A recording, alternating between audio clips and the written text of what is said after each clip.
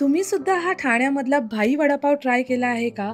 हा recently open झालेला आहे आणि गर्दी बघताय ना खूप जास्त. म्हणजे मला एक वडापाव घ्यायला इथे जवळ-जवळ 15 मिनिटं थांबायला लागलेलं आणि सगळ्यांची गर्दी पार्सल किंवा तिथे खायला खूप हाय, जास्त वेलकम टू गर्दी व्हॉट्स आहे. हॉट ठाणे आणि मी आरती तुमची ठाण्याची होस्ट आणि अशाच व्हिडिओसाठी आम्हाला नक्की फॉलो करा. हा आहे भाई वडापाव आणि तुम्ही बघू शकता त्यांचं नाव आणि त्यांचा लोगोही फार सुंदर आहे. इकडे सगळं हायजीन वगैरे मेंटेन केलेलं असतं आणि ऑलमोस्ट हे इव्हनिंगलाच ओपन असतं. बघा लोगो बघा. भाई आणि फक्त ₹15 हा वडापाव इकडे मिळतोय. पण एक्सपेक्ट करा की खूप गर्दी असेल, सो तुम्हाला तिथे वेट करायला लागेल. इवन त्यांचे प्रेप पण खूप चांगले आहेत, म्हणजे हायजिनिक ग्लव्स वगैरे वापरून ते वडापाव वापरतात आणि ₹15मध्ये आजकाल काय मिळतं आणि इतका टेस्टी वडापाव. तुम्ही पुढे पण बघा की त्यांनी सगळीकडेच हायजीन चांगलं मेंटेन केलेलं आहे.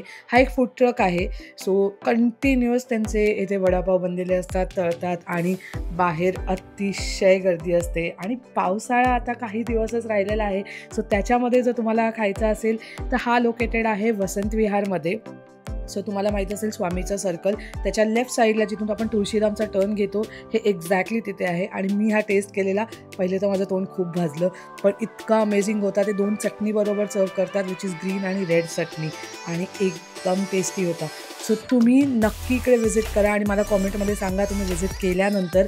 आणि अजूनही सांगा की तुम्हाला ठाण्यामधले कुठले वडापाव जास्त आवडतात. ऑफकोर्स गजानन आणि हे तर आपले फेवरेट आहेत, पण हा भाई वडापावला पण तुम्ही नक्की ट्राय करा. आय थिंक त्याच्या गर्दी बघून तुम्हाला तिकडचा टेस्ट आणि तिकडचं बाकीच्या सगळ्याची अंदाज आलेलाच असेल. गो लवकर व्हिजिट करा भाई वडापावला ॲट वसंत विहार. बाकीचे डिटेल्स कॅप्शनमध्ये आहेत. बाय.